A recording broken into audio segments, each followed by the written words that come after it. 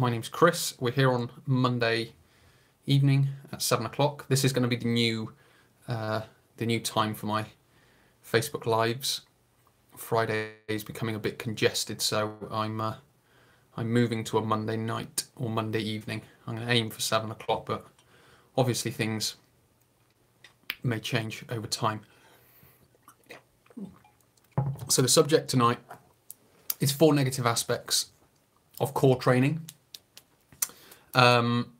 With regards to those, we will be offering, or I will be offering, some positives that kind of go with that, or some solutions to those, to the negatives as well. So it's not going to be all doom and gloom with regards to core training. And also, as a reference, I've taken this information from a book called Low Back Disorder. Excuse me if you see me looking up. I've got my notes just up above the camera, so I'll be referring to those as I work through. Well, I say notes; it's more sort of the subject matter and quotes from a book called Low Back Disorder and a DVD called Ultimate Back Enhancing Performance. They're both by a guy called Dr. Stuart McGill, so they're sort of well researched. I'm hoping for the most part that I've got the interpretation correct. I'm sure if Stuart was ever to see this, he'd be able to, or hear this, he'd be able to correct if necessary. But hopefully I have. I've spoken to him a few times, and I've got a decent grasp of the work that he does. So hopefully we'll get these all in the right place. So just before we do get into that, I would just quickly mention my website. You can come along there. It's christopherhole.com. If you find any of this information interesting and you want to find out a little bit more about what it is I do and working with me on a one-to-one basis, there's 2 places you can go. One is christopherhole.com/online-training and christopherhole.com/personal-training. Obviously, the online training is an online training format where we would consult every month. I'd be writing programs, giving actions, so on and so forth. You'd be giving me feedback on that. Obviously, you get email access to me between those monthly ones, and that would run for 3 months. So there's that one. Or if you're in the Bristol area, you can come to the gym and work with me on a one-to-one basis, face-to-face within the gym, where we would be doing a lot of what I'm going to talk about in this presentation. Well, as it'll unfold, you'll understand what it is, or better, what it is that I do with all my clients. About 8 years ago now, that was when I first picked up the Low Back Disorder book, and that was when a lot of the work that I do started to change, and it was very much a paradigm shift in the way that I did it. So yeah, now it's very different to what a lot of trainers do, and hopefully it's a little bit more productive, and a part of what today is about is speaking about that. So what we've got are 4 negative aspects, and I'll just quickly rattle those off. One is repeated spine flexion, so that's the first one I'm going to talk about. The second one is reducing tissue damage. The third one is generating power at the spine. And the fourth one is core strength protects against back pain. So those are the 4 negative aspects that I'm going to be talking about. And with all of those, I'm going to be putting solutions forward for them. So hopefully you can go into the gym with a better understanding of core training and just using your body in general in everyday life. There are sort of 2 aspects that I'm going to be talking about and referring to with regards to what I guess you could describe as like a new paradigm in core training, if you want to call it that, and that's muscular co-contraction, which I'll talk about. And then you've got this sort of, I don't know, process that I've kind of called contract, relax, contract, and I'll explain that in a little bit more depth as we go through. So if we go back up to number 1, we've got repeated spine flexion. Now, what I'm going to read now is from the book, so I'll read that and then I'll sort of talk about it, and that's how we'll go through each one of them. So, repeated spine flexion. While most ergonomic effort has been devoted to reducing spine load, it is becoming clearer that repeated spine flexion, even in the absence of moderate load, will lead to discogenic troubles. Furthermore, recent evidence shows that the direction of the bending will determine the location of the annulus damage. So what that basically means, so repeated spine flexion. So if we go into the gym, repeated spine flexion would look like sit-ups and crunches at a very simplistic, bending spine back and forth like so. What happens is the gel moves in that direction. So if we're moving from back to forward, it will move straight out the back. If we're moving and bending to the left, it will move out to the right. If we're moving and bending to the right, it will move out to the left. So what we're trying to, or what that is trying to, in a sense, or it shows me, is remove those spine flexion exercises, because what they're essentially doing, they're contributing, they're not necessarily causing a disc herniation or a disc bulge, but they're certainly contributing towards it. So if you're in sort of a poor seated posture, if you're repeatedly bending and lifting throughout the day, then going and doing sit-ups and crunches isn't going to really help with your core strength, if you will. So what we've got to understand is, number one, taking away spine flexion from exercise, certainly from loaded exercise. Now, if we are body weight and we're moving around every day, there's not a lot we can do about it. But what we do want to be able to do when we are moving around in everyday life is making sure we're bending from the hips, because that's where all the movement is allowed, because they're ball and socket joints, they're free movable joints. Where the spine can move, and there are times when it does need to move, it's not a primary function of that spine to keep it healthy. There are certain movements you need to create an hydraulic pressure to push nutrients in and out of the disc, because they don't have any sort of blood supply themselves. So there is a necessity for it, but anything that's unnecessary, like sit-ups and crunches, that's what I call them. I call them unnecessary exercises. You can do them if you want to do them, but when you look at information like I've just read, it's not that effective to be doing them whilst we're loading them. If we want to use, plates across us or use one of the machines or anything like that, it's not that useful. So sort of number one is we want to remove sort of the spine flexion or the repeated spine flexion, and also bringing fatigue to those muscles. So we want to try and minimize that as much as we can. Certainly if they are recovering from a back injury, one of the last exercises they want to be doing is a sit-up or a crunch. We want to be trying to do, which I'll talk about later, we want to try and do other exercises in their place. So the next one, number two, is reducing tissue damage. So reducing repeated full range flexion to full range extension to reduce the the risk pars neutral arch fracture.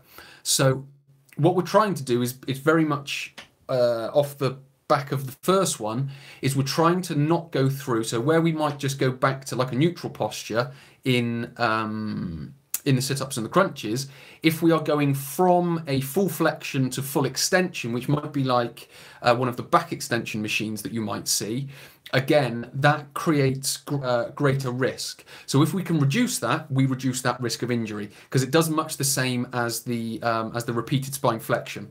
So rehabilitation devices such as this, now above this bit of text is an image, obviously, that you can't see, but rehabilitation devices such as this attempt to isolate lumbar motion by extending against a resistance pad but create simultaneous lumbar compression.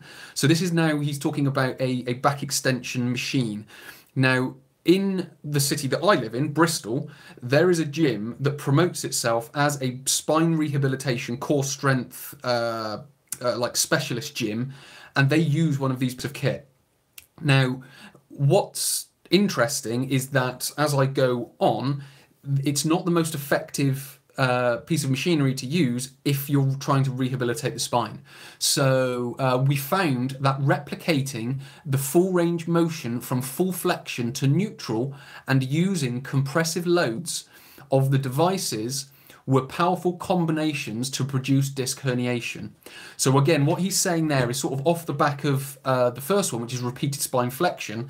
If you're going through the full range, the the full flexion to, let's just say, full extension. So this is us sat down, this is the body coming forward. So you've got full range, you're pushing against a pad and you're going back. You come forward, you're pushing against a pad and you're going back.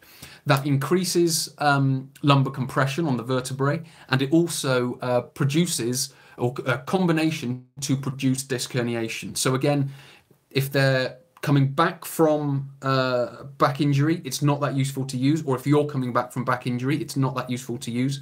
But also, if you are trying to build a strong core, it's not that effective, because essentially it's leading you towards an injury. It's going to be much more effective for you to talk about different exercises, which I'll talk about at the end.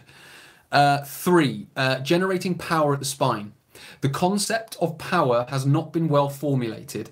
It appears that when the spine muscles are required to generate high forces, and motion needs to high forces, the motion needs to be very slow. It's about these twisting exercises where we might be sat on the floor with a medicine ball going from side to side.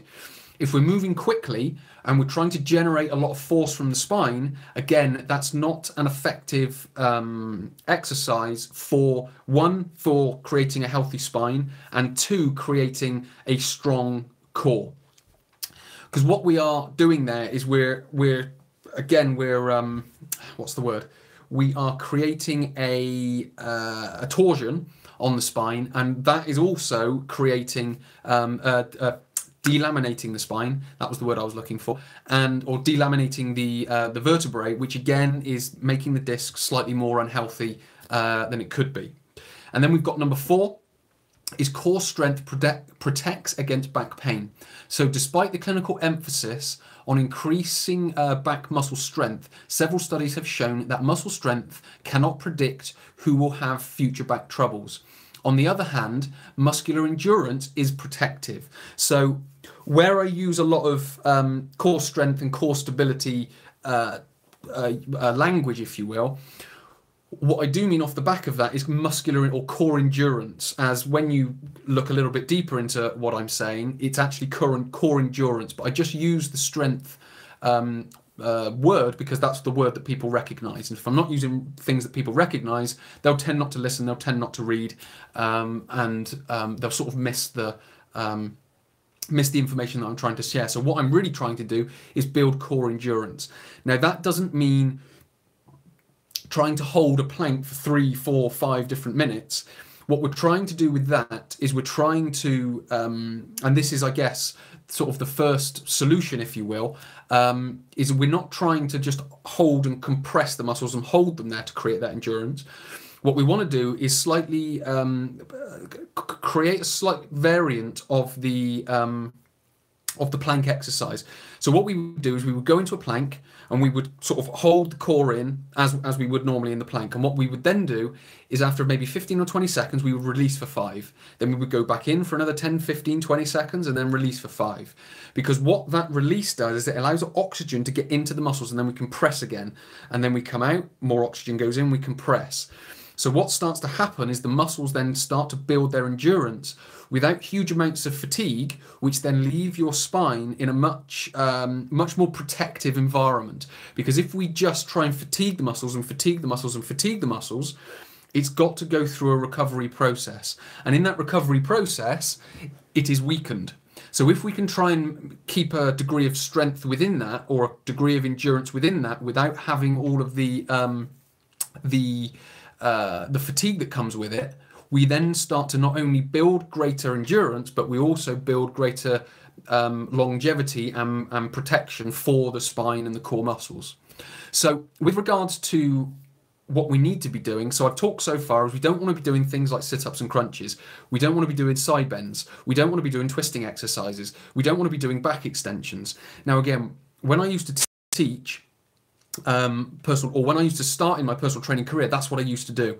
Then I learned this information and I stopped doing it. It was very much just draw a line under it. I haven't done them. My clients haven't done them. No one that I come into, in a sense, contact with gets those types of exercises promoted by me. If they want to do them off their own back, that's absolutely fine. I will always share with them. Don't do them. They're unnecessary. You don't need to do them. If you want a strong core, you want to start doing these types of exercises.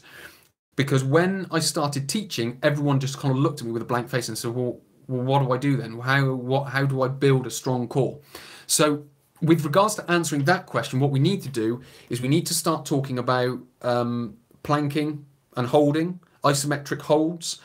You can also, to a certain degree, do it through squats and deadlifts and pushes and pulls, depending on the type of sort of mental process that you want to go through with regards to mind-muscle connections. You can do it in any exercise, but with regards to just keeping it simple, keeping it basic, and just getting your brain connected to your core muscles, it's much easier just to start with a very basic plank, a very basic side plank, because what that will do, that will allow you to go into those exercises and just hold and get your brain connected to those muscles. If you feel it in other areas, so if you feel it in your hip or in your shoulder or around in your lower back, then it's at that point that you need to then start first of all working on that endurance protocol. So you might just start at 10 seconds before it goes into the back, and then rest for 5. Go into another set of 10 seconds or 15 seconds before it goes into the back, stop, go into 5 seconds. So what you're doing is you're going into the exercises, and before it fatigues, you come back out. And then before it fatigues, you come back out. Before it fatigues, you come back out. That's how you build endurance. You're not fatiguing, you're just going into it. Before it fatigues, you come out, and then eventually and slowly and surely you come out into what would be described as muscular endurance, if you will. So that's the type of exercises that we want to do. But what we want to do to protect the spine and build a strong core is go into muscular co-contraction. Now, this is another quote. So in order to involve the anti-buckling and stabilizing mechanism during lifting, one could justify lightly co-contracting the musculature to minimize the potential of spine buckling. So if we are lifting, carrying, pushing, pulling, we want to treat our core as one whole thing. Because another thing that's said is the whole is greater than the sum of its parts. So when we talk about the core muscles, the rectus abdominis, the abdominal fascia, the QL, the lats, the glutes, all of the muscles of the back, the deep ones, the superficial ones, all those different types of muscles, they're all in layers. Now, the whole is greater than the sum of its parts. There's a lot of those muscles there that work together better than they work individually. So as you put them together and get them co-contracting, they're able to hold stronger. So if you can imagine carbon fiber, all the fibers are laid in different directions to create a tensile strength. It's to a degree it's flexible, but it's also very, very strong, and that's what we're trying to create in the core. So when we are going into those initial planks, so we're just stripping it right back to basics, and we're just saying, right, we're just going to plank. What we want to focus on is contracting the abdominal wall, so all around the obliques and the abdominals. So that's what we're going to focus on. We're then going to focus on bringing the shoulders back and down. That's going to engage the lats.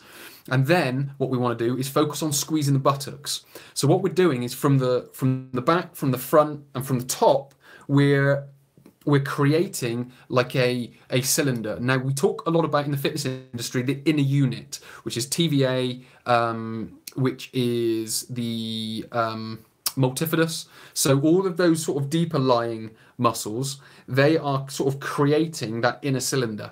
Now, the inner cylinder is no good without this outer cylinder as well, of the abdominal wall, of the spinal erectors, of the glutes, of the lats, of all those different types of muscles, and also tissues, the thoracolumbar fascia as well, which is down the bottom.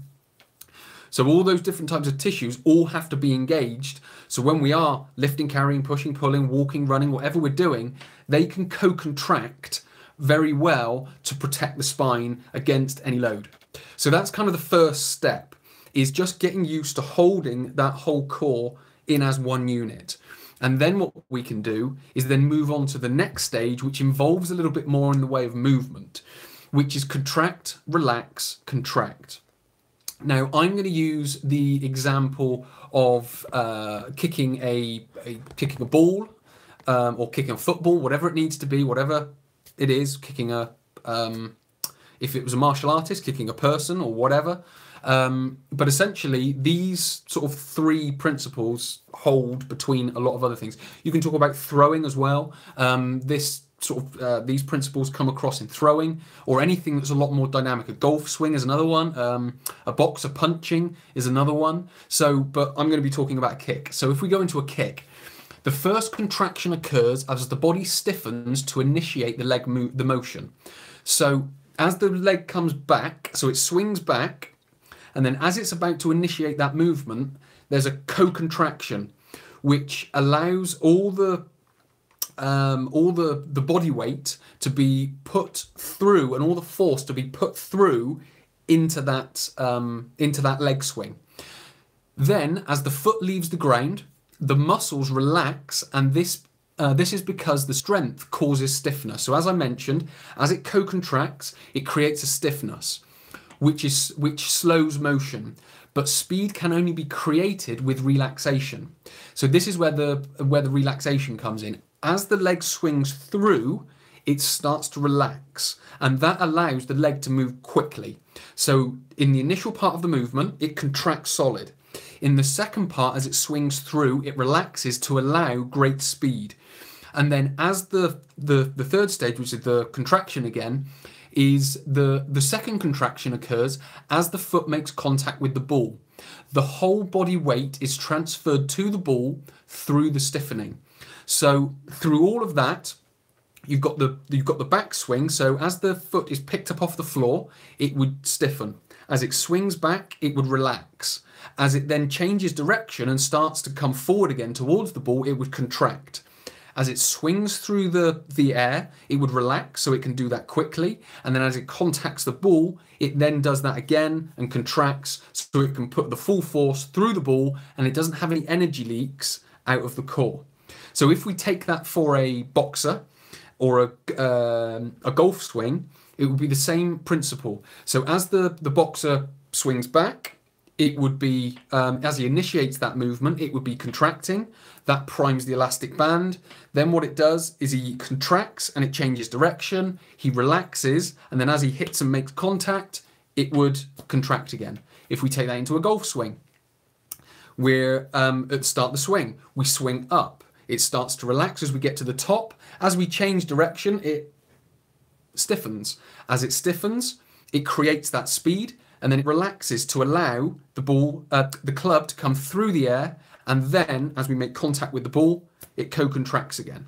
So that, in a sense, is the process of the way the core works in movement. You can take it into running, you can take it into walking, you can take it into sort of any movement you want. But essentially, as it's making contact or changing direction, it contracts. As it's swinging through the air, be it the arm or the leg, it then contracts. So we need to train that. Now you can do that through sort of different types of, let's just say, breathing techniques. It's not necessarily breathing technique, but if you can imagine martial artists. So when you hear them punch, they'll throw a punch and then they do the type movement or type noise. Now that's not there to sort of put anyone off. It might be used as that, but essentially it's there to contract the core as contact is made. It's the same in tennis. You hear a lot of people, they create a lot of screaming and make a lot of noise as they hit the ball.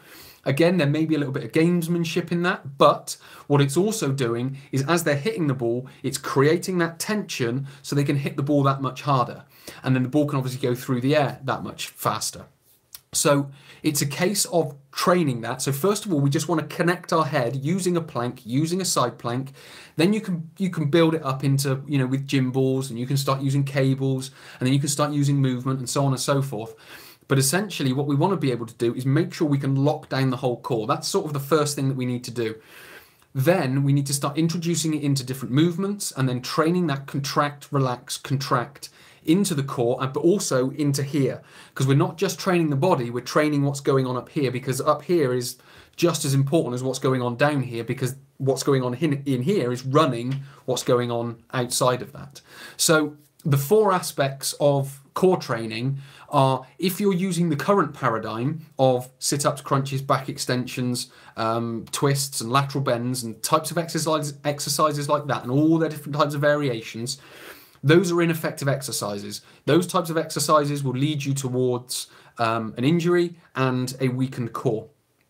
If you want to start moving towards a properly functioning core, or a greater muscular endurance, as I should say, in the core, you want to start following what could be described as a bit of it is a new paradigm, because a lot of people do sort of look a bit dumbfounded when they think, well, my whole exercise library for my core workout is gone. And in some ways, that's a good thing, because as soon as I went through that, it was right, I'm stripping all of that away, and I've now got to find what I'm going to put in its place. It started with the side plank and the plank. It then moved into variations of that. I then started coming up with other variations of those variations.